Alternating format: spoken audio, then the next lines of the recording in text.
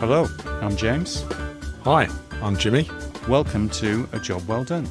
the podcast about the world of work and how to improve the daily grind. Welcome to A Job Well Done podcast. Oh no, it's a job done well, not a job well done. So used to you correcting my English. Go on, explain that. Right then, so it's very easy. A steak is well done. A job is done well. Okay.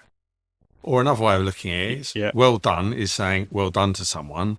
Done well is setting a standard. Yeah, and we're all We- about standards on this podcast, as you can tell. Exactly. Welcome to A Job Done Well podcast. Our first episode about making your work more meaningful by being clear on your purpose. So what you can expect in the next 20 or 30 minutes is some insights, some hints and tips, and hopefully some entertaining stories that will help you think about what this means to your work and how it can help you improve your daily grind. Before we get going, James, how's your week been? Oh, nightmare. Some lunatic reversed their car into me whilst I was driving into the car park. Well, I could be worse. I suppose it wasn't my car, it was my wife's car. So be thankful for small mercies. But not only did they reverse into my wife's car, but I'm in a downward spiral of call centres and talking to people, trying to get it all sorted out. So thank you very much for asking, but that was my week. How was yours? This week has been torture from Virgin Media on their broadband. They said I needed a new router. So I asked them if that would mean that the network would change or anything. And they were like, no, you plug it in, plug in the new one, everything will link up absolutely fine. And they got me off the phone. And when I actually changed over, having spent about 3 or 4 hours linking everything up together. Hang on, let me guess. It didn't work. It didn't. No, nothing's worked. I mean, the gate doesn't open. You know, the TVs don't work.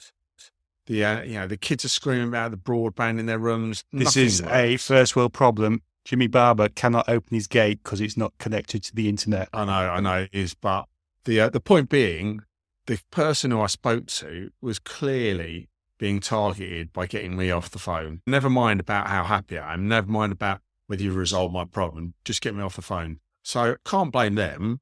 It's the system that they're working in. And we'll talk more about systems, because when we talk about systems, we don't just mean IT technology systems. It's much wider than that. It's the system that you work in. It can be the way you manage performance. It can be processes. Yeah, how your suppliers behave, what your incentives are. Anyway, on a more positive note, you've now got a new best friend. Because you'll phone him back and phone him back and phone him back until they sort your problem out. Moving on, let's not talk about Virgin Media anymore because we'll just have them raising a legal suit against us. Today, we're going to talk about purpose. So what do we mean about purpose? First of all, it gives meaning to work. It also gives a sense of direction. And for me, most importantly, it provides a design standard. It's the thing which you design all your processes and systems about. I think it's probably the most important thing that a boss can do is set a clear purpose and direction. You're such a typical analyst. It's about a design standard. For me, purpose is the thing that gets you up in the morning. It really is what makes you tick. It is what makes your work meaningful. And it means that you can know that you've had a successful day. As you say, it is an important thing that people do, but it's not really just for people running organizations, is it? No, not really. So if you run a department or you've got a team, or even for you as an individual, you can be clear what your purpose is and you can design your work around it and have a go. So a couple of examples. Yeah, if I look at a good one, the classic that everyone will know is the one from NASA where JFK was wandering around, introduced himself to a janitor, and the janitor said that he was busy putting a man in the moon. And I think it highlights two things, doesn't it? One, the making the work meaningful. I mean, if you're cleaning toilets or putting a man on the moon, one of them's going to give you a bit more fulfillment, but it also does focus his efforts. So the janitor was making sure that everywhere where the scientists work was neat and tidy. So he was focused on their purpose just the same way as they were. My favourite one is a company that builds ships in New England. It's the Newport News Shipbuilding Company. And their purpose statement is, we will build good ships at a profit if we can, at a loss if we must, but always we will build good ships. That's great on two levels. First of all, I think if you are working there, then it really is something to get behind. But as a customer, why would you want to go anywhere else? I'm tempted to go over there myself and buy a ship. It's just a pity I live in Nottingham. It's what I need, a trawler. We're one of the furthest points from the sea in the UK. But they're not always that good. One of my least favourites, we've got it up here. You're going to read it out, the Kodak mission statement. We've heard the good. Let's hear the bad and the ugly. The Kodak one, and I'm not sure I can do this, but I'll give it a go. Build a world-class, results-oriented culture, providing consumers and customers with many ways to capture, store, process and output and communicate images and pictures as memories, information and entertainment to people and machines anywhere, anytime, and bring differentiated, cost-effective solutions to market quickly and with flawless quality through a diverse team of energetic employees with world-class talent and skills to sustain Kodak as the world leader in imaging. Have you finished yet? Jesus, man, I need oxygen after that. I mean, that trips off the tongue, doesn't it? You're not really going to remember that, are you? It is the kitchen sink of purpose statements. But I take your bad purpose statement and I raise you one. Now, I am biased, it must be said, because I used to work for Mars and I've got pension there. However, the worst purpose statement, I think, of all time belongs to the Hershey Chocolate Company. Their purpose statement is undisputed marketplace leadership. That is just dreadful, isn't it? It's all about me. Me. We are going to be the best. And why would you worry about making a rich man richer? That's what I want to know. There's me ugly one.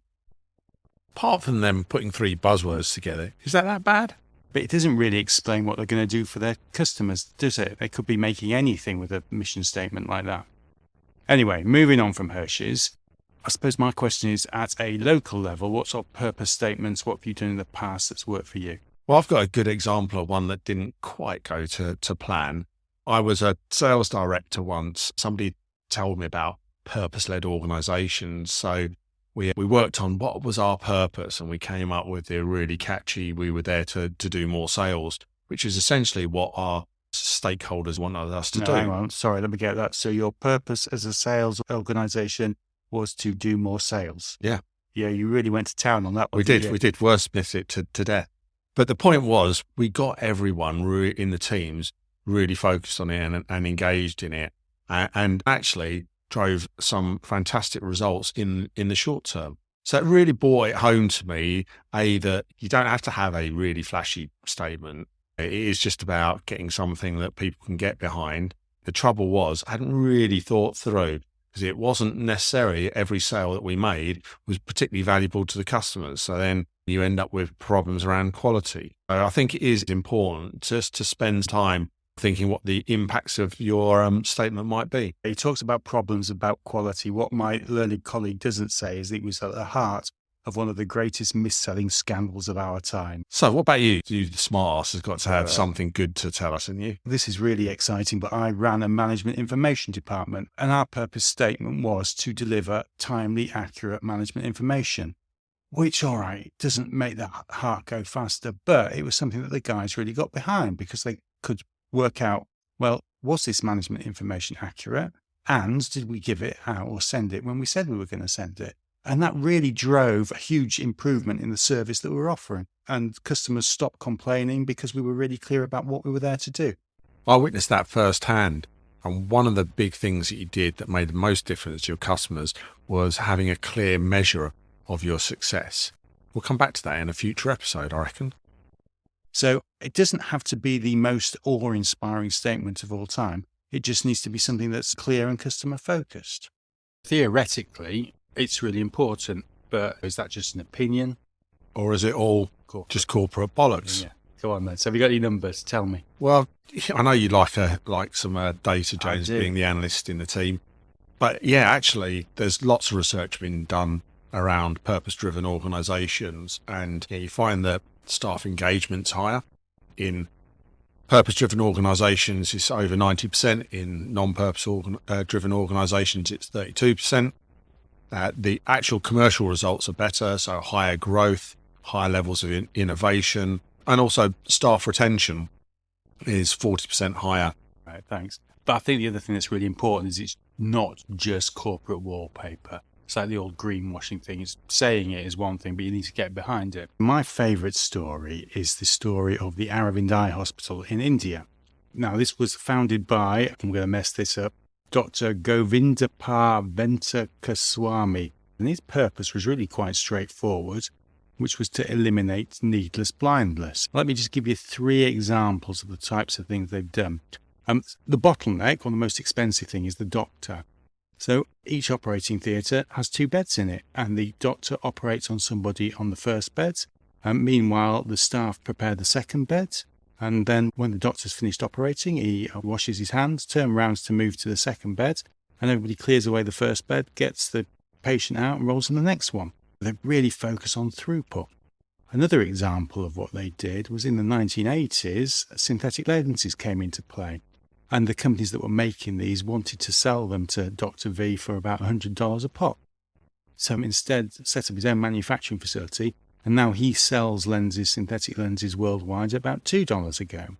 And then the final thing, which I think is really impressive, is that he doesn't charge people who can't afford to pay. Obviously, there's a lot of poverty in India, and half the people can't pay, but he just cross-funds it with the people who can pay.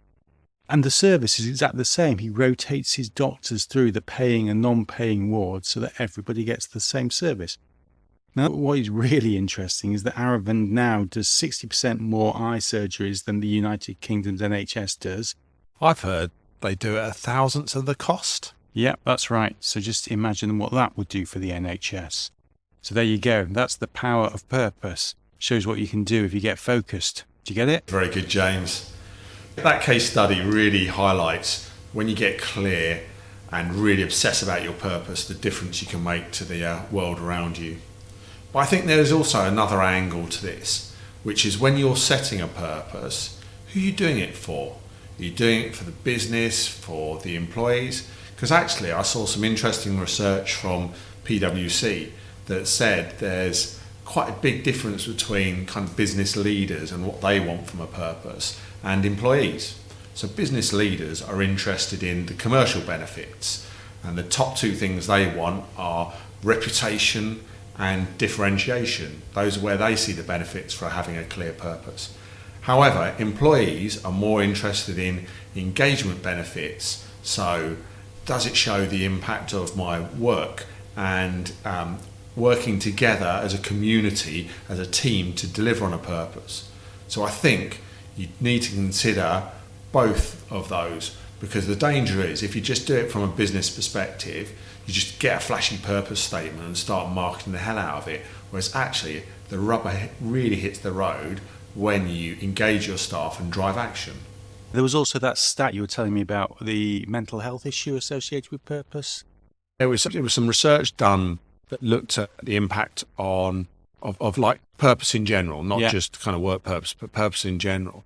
And people who believe they have a purpose in their life are half as likely to have heart trouble than people who don't. Yeah. So it's just a win-win in terms of, you know, what you're doing for your business, but what you're doing for your people, as individuals, what you're doing for your health and well-being. So no more Monday morning feeling if you've got a good purpose statement. Exactly. Well, or at least minimise it. Moving on then, what makes a good purpose statement? What should somebody think about? Well, hopefully you'd have got a sense from that, from the good, the bad and the ugly that we talked about earlier. But I think it has to be really very clear and compelling.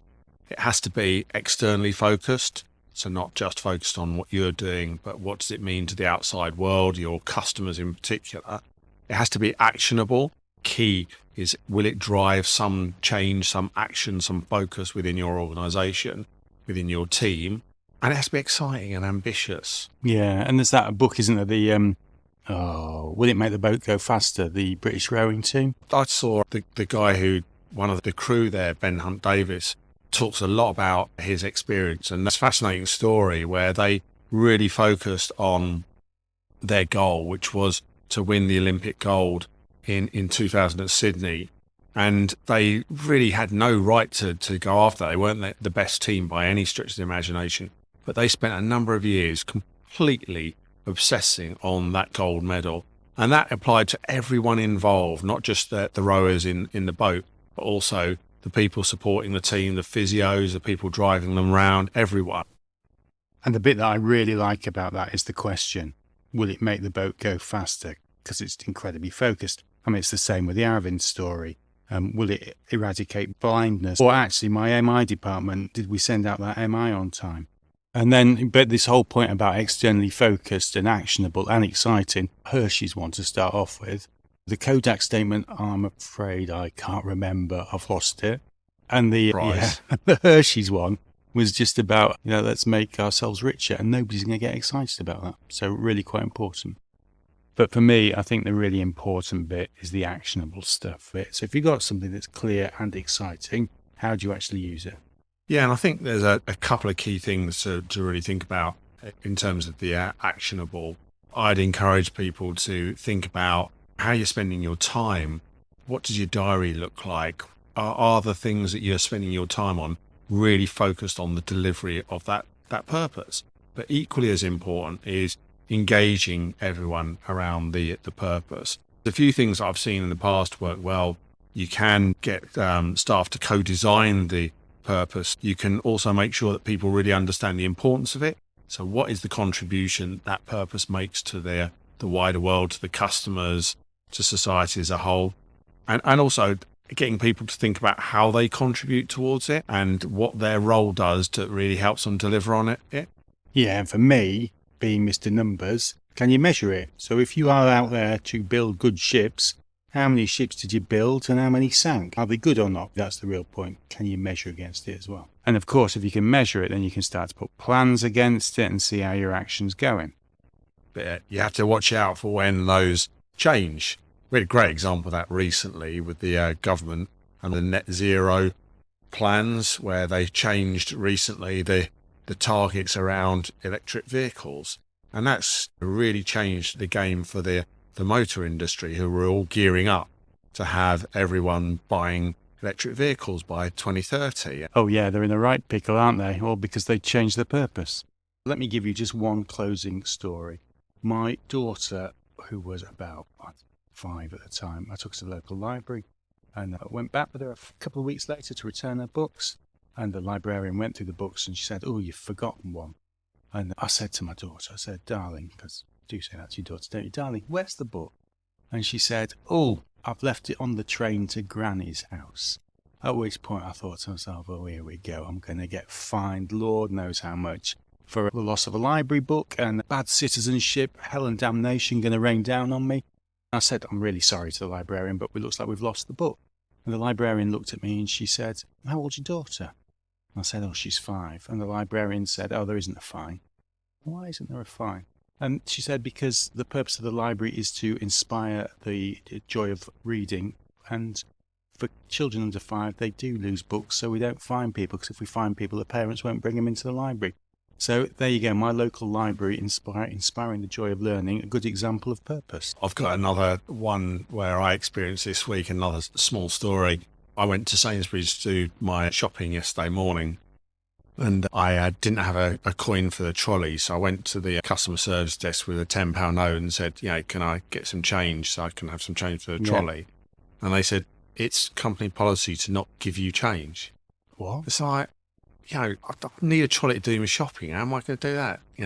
And then the really nice person behind the counter, she got a little nectar token out and said, "You can borrow this though, if you please bring it back to me." So I think that's a great example of the purpose of Sainsbury's is surely something to do with helping its customers and shopping.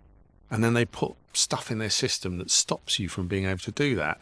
But then the triumph for the staff who found a way of overcoming that and actually delivering on the company's purpose. We've talked about the importance of being clear on your purpose and how that can make your work more meaningful.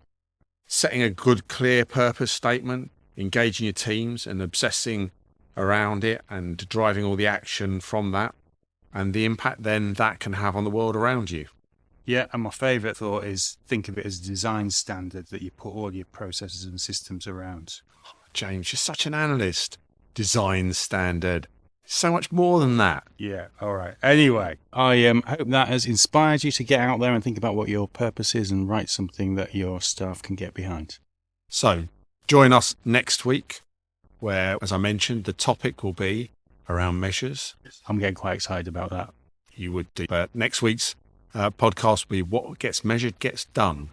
So if you've got any questions on anything you've heard today or anything around next week's topic or anything else work related, then drop us an email at jimmy@ajobdonewell.com, or if you really want a sensible answer, James@jobdonewell. Messed up the name. James@jobdonewell.com. Thanks everyone. As they say, well done.